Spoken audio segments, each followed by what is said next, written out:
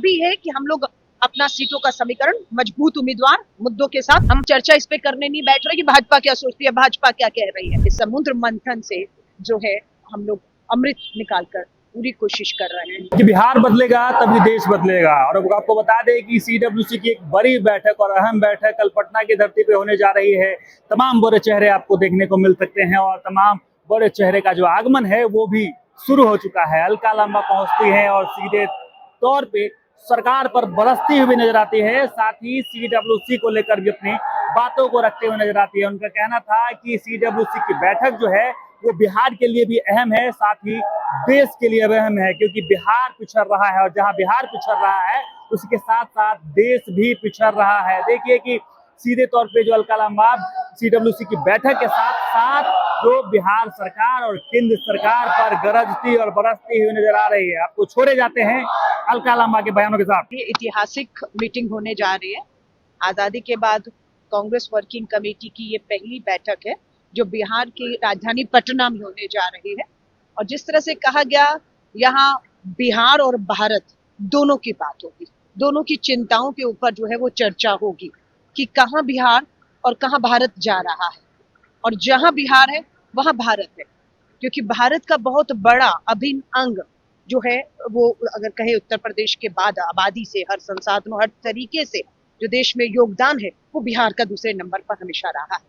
आज बिहार अगर पिछड़ रहा है तो भारत भी पिछड़ रहा है। अगर आज बिहार में बेरोजगारी है तो भारत में भी बेरोजगारी का असर है। आज अगर बिहार में बेटियां सुरक्षित नहीं हैं तो भारत में भी बेटियां सुरक्षित नहीं है। किसान हो, युवा हो, महिलाएं हो, हर तरीके के मुद्दों, अपराध भी आप ले लीजिए, हर तरीके को लेकर कल गंभीर चर्चा होगी। और चर्चा सिर्फ बिहार का शीर्ष नेतृत्व ही नहीं, भारत का, कांग्रेस का शीर्ष नेतृत्व कल यहाँ पहुंचने वाला है। काफी लोग आ चुके हैं। पूरे राज्यों के, हमारे 28 राज्य, 8 केंद्र शासित राज्यों के प्रदेशाध्यक्ष, मुख्यमंत्री, पूर्व मुख्यमंत्री, सीएलपी, वर्किंग कमेटी सदस्य, सभी लोग बैठेंगे और बिल्कुल सदाकत आश्रम के अंदर, कांग्रेस मुख्यालय के अंदर बैठकर इस गंभीर चर्चा को और मंथन किया जाएगा। और स्वाभाविक है इस समुद्र मंथन से जो है हम लोग अमृत निकालकर पूरी कोशिश कर रहे हैं।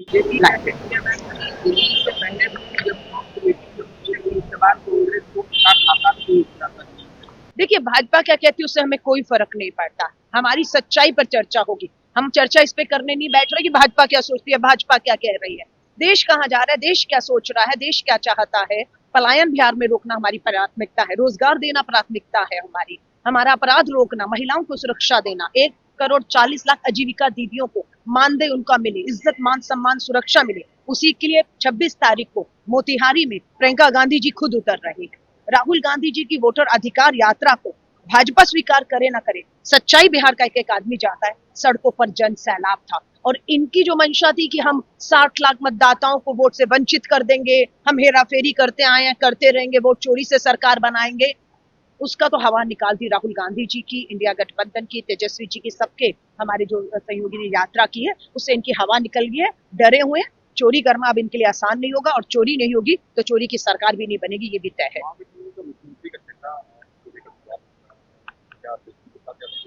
देखिए, मैं फिर कह रही हूँ, तेजस्वी यादव जी इंडिया गठबंधन का बहुत बड़ा चेहरा है, इसमें कोई दो राय नहीं। राहुल गांधी जी के साथ कंधे से कंधा मिलाकर उन्होंने वोटर अधिकार यात्रा भी की है।